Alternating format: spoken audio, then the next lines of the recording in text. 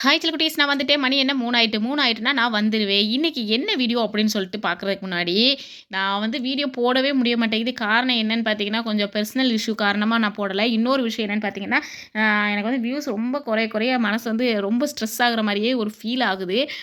So அத அப்படியே வச்சுக்கலாம். ஆனா இனிமே சரியாயிருங்கிற ஒரு நம்பிக்கை எனக்கு வந்துருச்சு. ஸோ அதனால நான் வீடியோ போடவும் ஆரம்பிச்சுட்டேன். இன்னைக்கு என்ன அப்படின்னு பார்த்தீங்கன்னா, பிரதீப்ங்கிற ஐடியிலருந்து எனக்கு வந்து கேட்டிருந்தாங்க ஒரு நாளைக்கு முன்னாடி, "அக்கா ₹4,00,000 கடன் இருக்கு. ஆனா ₹20,000 தான் என் வீட்டுக்காரர் வந்து சம்பளம் வாங்குறாங்கக்கா. இதுல இருந்து நான் எப்படி வந்து கடன் அடைக்கிறது அப்படின்னு சொல்லி கேட்டிருந்தாங்க. அது வந்து நம்ம ஓன் ஹவுஸ் அப்படின்னு சொல்லியிருந்தாங்க. ஸோ ஓன் ஹவுஸா கவலையே விடுங்க. இப்ப சூப்பரா நம்ம வந்து கடன் அடைச்சு கட்டலாம் அப்படிங்கிறதுக்காக தான் இந்த வீடியோ கொண்டு வந்திருக்கேன். இப்ப வாங்க வீடியோக்குள்ள போகலாம். என்னோட வீடியோ இப்ப தான் ஃபர்ஸ்ட் டைம் பார்க்குறதா இருந்தா லைக் பண்ணுங்க, ஷேர் பண்ணுங்க, கமெண்ட் பண்ணுங்க, சப்ஸ்கிரைப் பண்ணுங்க. வாங்க கமெண்ட்ல பழகலாம். இப்ப வீடியோக்குள்ள போலாமா? அக்கா இப்ப நீங்க ₹4,00,000 கடன் வாங்கியிருக்கீங்க. ₹20,000 தான் சேலரி அப்படின்னு நினைக்கிறீங்களா? ₹20,000 சேலரி அப்படி நீங்க நினைச்சிட்டீங்கனாலே போதும்க்கா. அக்கா இப்ப நான் ₹20,000 தான் சேலரி அப்படின்னு சொல்லிட்டு நீங்க நினைக்காதீங்க. ₹20,000 நமக்கு சேலரி கிடைக்குது. இதுல ₹4,00,000 ஈஸியா அடைச்சிடலாம் அப்படின்னு நீங்க நினைங்க. நம்ம நெனச்சாலே போதும். எப்போ நம்ம பாசிட்டிவா திங்க் பண்றோமோ, அப்பவே நம்ம வந்து ஜெயிச்சுட்டோம் அப்படின்ட்டு நம்ம வந்து நெனச்சுக்கலாம். நம்ம ஜெயிச்சுட்டோம் மாறா அப்படின்னு நம்ம தான் நம்மள வந்து ஒரு மோட்டிவ் பண்ணிக்கணும். இது வந்து ஸ்கூல் ஃபீஸ் இல்ல. ஆனா காலேஜ் ஃபீஸ்க்கு வாங்குன கடன் அப்படின்னு சொல்லிட்டு சொல்லிருங்க. இது வந்து நான் ஒரு 5 ஸ்டெப்ல உங்களுடைய கடன் அத்தனையுமே நான் அடைக்கிறதுக்கு வந்து சூப்பரான டிப்ஸ் தரேன். என்னதும்மா 5 டிப்ஸா அப்படின்னு சொல்லிட்டு நீங்க கேட்காதீங்கக்கா. ஆமாக்கா வெறும் 5 டிப்ஸ் தான்க்கா. இத மட்டும் நீங்க கரெக்ட்டா மெயின்டெயின் பண்ணீங்கன்னா 4,00,000 இல்ல 40,00,000 இருந்தாலும் ஈஸியா நம்ம அடைச்சுட்டு ஜாலியா இருக்கலாம். ஃபர்ஸ்ட்டு நம்பர் ஸ்டெப் 1 நம்ம சம்பளம் எவ்வளவு? எப்படி சேமிக்கணும்னு ஃபர்ஸ்ட்டு நம்ம தான் டிசைட் பண்ணணும். அடுத்தவங்க வந்து டிசைட் பண்ணக்கூடாது. நம்ம அத உட்காந்து யோசிச்சு கரெக்ட்டா நம்ம எங்கெங்க எடுத்து வைக்கணும், எங்கெங்க எடுத்து வைக்கக்கூடாதுன்னு நமக்கு தெரிஞ்சுக்கிட்டாலே போதும். நம்ம ஈஸியா நம்ம வந்து சேவ் பண்ணிறலாம். ஃபர்ஸ்ட்டு ஒரு மந்த்லிக்கு பட்ஜெட்ட போடுங்க. அந்த பட்ஜெட்ட நீங்க போட்டாலே போதும். நம்ம வந்து பாதி ஜெயிச்சுட்டோம் அப்படிங்கிறதுக்கு அர்த்தம். பாதி அதாவது முழு கிணற வந்து நம்ம தாண்ட முடியாட்டாலும் ஒரு முக்கா கிணறாவது தாண்டிரலாம். அப்புறம் காவாசி தானே ஈஸியா இங்கிட்டு ஒரு கால், அங்கிட்டு ஒரு கால வச்சு தாண்டிரலாம். இதில மெயினான உங்களுக்கு விஷயம் என்னன்னு பார்த்தீங்கன்னா, நோ ரெண்ட் ஹவுஸ். நீங்க வந்து வாடகை வீட்ல இல்ல. ஸோ நீங்க ஈஸியா நம்ம வந்து சாதிச்சிரலாம்க்கா. ஃபர்ஸ்ட்டு ஒரு பட்ஜெட்ட போடுறதுக்கு உங்களுக்கு எல்லாமே நார்மலா தெரிஞ்சது தான். என்னோட வீடியோல எல்லாத்தையுமே நான் சொல்லியிருப்பேன். மளிகை, ஃபோன் ரீசார்ஜ், பெட்ரோலு, காய்கறி, நான்வெஜ், கரண்ட் பில்லு, அரிசி, பாலு இன்னும் எக்ஸ்ட்ரா எல்லாமே சொல்லியிருப்பேன். இது எல்லாமே தெரியணும்னா என்னோட பழைய வீடியோ, ப்ரீவியஸ் வீடியோ எல்லாத்தையுமே பாருங்க. உங்களுக்கே புரியும். ஸோ ஃபர்ஸ்ட்டு ஸ்டெப் என்னக்கா, நம்ம வந்து ஒரு பட்ஜெட்ட போட போறோம். செகண்ட் ஸ்டெப்பு கடன், வட்டி அண்ட் இஎம்ஐ எவ்வளவு அப்படின்னு சொல்லிட்டு நம்ம வந்து ஒரு செப்பரேட்டா ஒரு நோட்ல ஃபர்ஸ்ட்டு எழுதுங்க. ஒரு நோட்ட எடுங்க ஃபர்ஸ்ட்டு.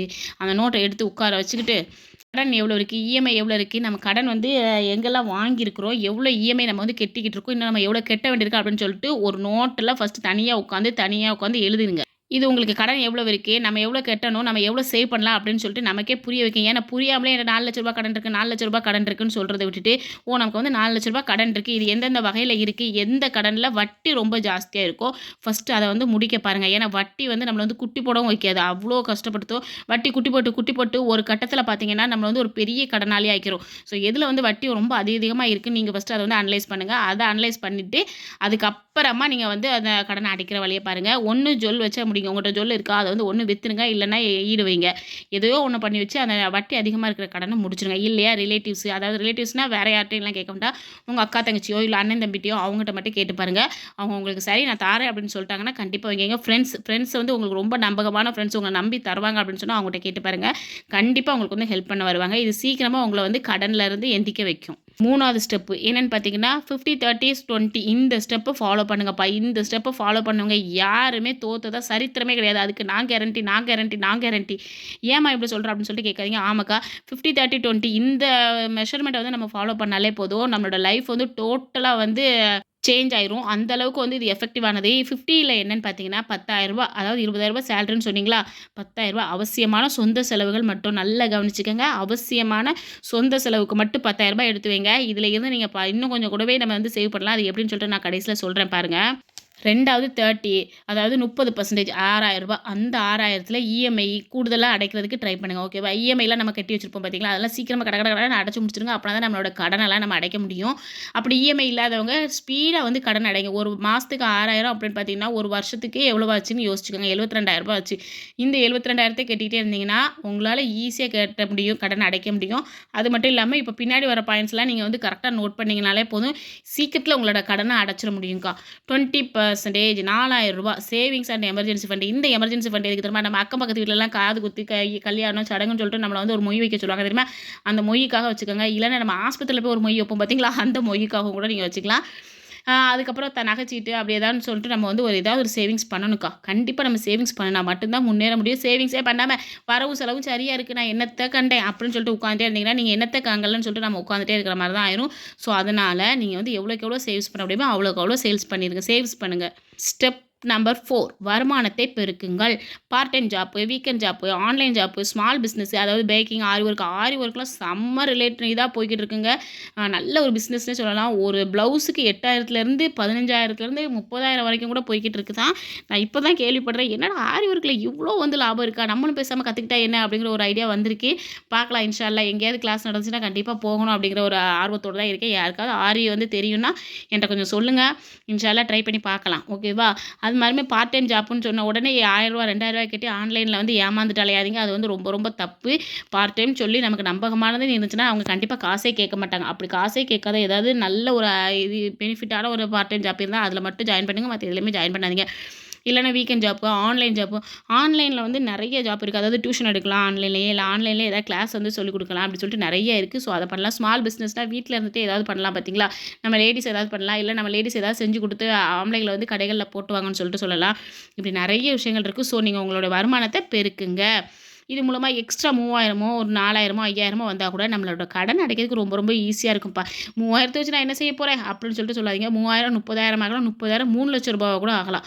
ஸோ அதனால் கண்டிப்பாக உங்களோட கடன் அடைக்கிறதுக்கு இது ரொம்ப ரொம்ப யூஸ்ஃபுல்லாக இருக்கும். கண்டிப்பாக ட்ரை பண்ணி பாருங்கள். ஸ்டெப் நம்பர் 5, மாதம் இன்ட்ரெஸ்ட்டை கரெக்டாக கட்டிடுங்க. ஏன்னா வட்டி நீங்கள் கரெக்டாக கட்டினாலே போதும். நமக்கு வந்து சேவிங்ஸ் வந்து கொஞ்சம் நல்லாவே இருக்கும். அது மட்டும் இல்லாமல் நமக்கு வட்டி அதிகமாக ஏறி ஒரு வருஷத்துக்கு வந்து 30,000 40,000ன்னு வட்டி வராமல் நம்ம மாதம் கொஞ்சம் கொஞ்சம் அமௌண்ட்டாக கட்டும்போது நமக்கு கண்ணுக்கே தெரியாமல் ஈஸியாக வந்து வட்டி அடைஞ்சிரும்.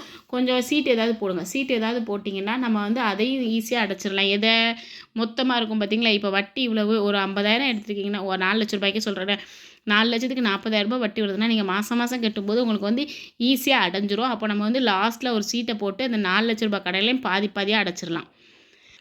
கொஞ்ச நாளைக்கு நம்ம ஃபோனில் இருக்கிற எல்லாத்தையுமே டெலிட் பண்ணிடலாம். அது நம்ம கொஞ்ச நாளைக்கு நம்ம ஃபோனில் இருக்கிறத டெலிட் பண்ண அப்படின்னு சொல்லிட்டு கேட்காதீங்க. அதாங்க ஃப்ளிப்கார்ட், அமேசான், மீஷோ இதெல்லாம் டெலிட் பண்ணாலே போதும், நம்ம நிம்மதியாகிடலாம். எதுக்குனாலும் இப்படி சொல்கிறேன் அப்படின்னு சொல்லாதீங்க. இப்போ ஒரு பெட்ஷீட்டே பாருங்களேன், நம்ம வந்து மீஷோவில் பார்த்து இருந்தோங்களேன், சரி நம்ம வீட்டுக்கு பெட்ஷீட் தேவைப்படுது எடுத்து போடுவோம், நம்ம பிள்ளைக்கு இது தேவைப்படுது எடுத்து போடுவோம், நம்ம பிள்ளைக்கு செருப்பு தேவைப்படுது எடுத்து போடுவோம் அப்படின்னு சொல்லிட்டு எதையோ ஒன்று நம்ம வந்து எடுக்க தோணும். இதில் வர ஆஃபருக்கு மேலே ஆஃபர் அவன் பாட்டு அள்ளி தட்டுவான். நம்ம ஆஃபரை பார்த்தோன்னா நமக்கு தான் சந்தோஷம் வந்துடும், ஆசையும் வந்துடும். ஸோ அதனால் நம்ம அதையும் வாங்கி தட்டிடுவோம். ஸோ கொஞ்ச நாளைக்கு அதெல்லாம் வாங்காமல் இருந்தீங்கன்னா உங்களுக்கு ஒரு பிக் அமௌண்ட் வந்து நல்லாவே கையில் வந்து நிற்கும். ஸோ அதை வச்சு நம்ம ஈஸியாக வந்து நம்மளை எப்படி சொல்கிறது, நம்மளோட கடனை வந்து அடைச்சிடலாம். ஸோ அதனால் கொஞ்ச நாளைக்கு நம்ம என்ன பண்ண போகிறோம், அன்இன்ஸ்டால் பண்ண போகிறோம். வீக்லி மீல்ஸை வந்து நான் ஒரு சேட் போட்டு தரேன். அந்த சேட் படி நீங்கள் போட்டிங்கன்னா ஈஸியாகவே நம்ம வந்து காசை வந்து சேவ் பண்ண முடியும். இந்த வீக்லி மீல் பிளான் வந்து ரொம்ப ரொம்ப உங்களுக்கு வந்து பிடிச்சிருக்கும் நான் நம்புகிறேன். இதை வந்து நான் அடுத்த வீடியோவில் நான் கண்டிப்பாக போடுறேன், சரிங்களா? இந்த வீக்லி மீல்ஸ் வந்து நீங்கள் கண்டிப்பாக ட்ரை பண்ணி பாருங்கள். நான் இந்த பிளான் தான் நான் வந்து டயட்டில் இருக்கிறதும் சரி இல்லை மற்றதுக்கும் சரி நான் வந்து பிளான் பண்ணிகிட்ருக்கேன். நல்ல ஒரு எஃபெக்டிவான மீல் பிளான் அப்படின்னு சொல்லலாம். இன்றைக்கி வாய் ரொம்ப ஜருக்கடிக்குது, என்னன்னே தெரியலை. நைட்டு 10 மணிக்கு பேசுகிறதுனால ஒரு வேளை இப்படி வாய் ஜருக்கடிக்குதா இல்லை ஏன்னு என்னென்னு தெரியலை. பட் உங்களுக்கு 3 மணிக்கு கரெக்டாக வந்து அப்லோட் ஆகிடும். ஏன்னா லேட்டாக போடுறதுனால என்னென்னு தெரியல, நிறைய பேர் பார்க்க மாட்டேங்கிறீங்க. அதனால் நான் 3 மணிக்கு அப்லோட் பண்ணலாம், நல்ல பிள்ளையாக இருக்கலாம், 4 வேளை குளிக்கலாம் அப்படின்னு நான் இருக்கிறேன். ஸோ உங்களுடைய வார செலவுகளை வந்து நீங்கள் இந்த மாதிரி வந்து ட்ரை பண்ணி பாருங்கள். வாரம் என்ன சமைக்கலாம் அப்படின்னு சொல்லிட்டு உட்காந்து யோசிக்காமல் நான் போட்டிருக்க சார்ட்டை வந்து நீங்கள் அப்படியே ஒரு ஸ்க்ரீன்ஷாட் எடுத்து வச்சுட்டு இந்த மாதிரி சமையல் பண்ணுங்கள். இந்த மாதிரி காய்கறிலாம் நீங்கள் வாங்கி வச்சிட்டிங்கன்னா அதில் காசு வந்து உங்களுக்கு நிறையவே சேவிங்ஸ் ஆகும். கண்டிப்பாக ட்ரை பண்ணி பாருங்கள், ஓகேவா? ஈஸியாக கடனே அடைச்சிட்டு ஹாப்பியாகவும் வாழலாம். இதுதான்ப்பா என்னுடைய டிப்ஸ் எல்லாம். இந்த டிப்ஸ்லாம் உங்களுக்கு பிடிச்சிருக்கும் நம்புறேன்க்கா. வீடியோ பிடிச்சா லைக் பண்ணுங்கள், ஷேர் பண்ணுங்கள், கமெண்ட் பண்ணுங்கள், சப்ஸ்கிரைப் பண்ணுங்கள். இதே மாதிரி இன்னொரு வீடியோவில் பார்க்கலாம். அடுத்த வீடியோ என்னென்னு பார்த்தீங்கன்னா, நம்ம வந்து வாரம் எப்படி வந்து மீல் பிளான் வந்து செய்யலாம் அப்படிங்கிறத நான் வந்து போடலான்னு இருக்கிறேன்.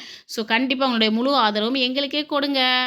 என்னடா வர கட்சிக்காரி மாதிரியே பேசிக்கிட்டு இருக்கேன் அப்படின்னு சொல்லிட்டு பார்க்காதீங்க, என்னன்னே தெரில, இன்றைக்கி ரொம்பவே வாய் குளறுது. ஸோ வீடியோ பிடிச்சா லைக் பண்ணுங்கம்மா. டாட்டா பாய்மா.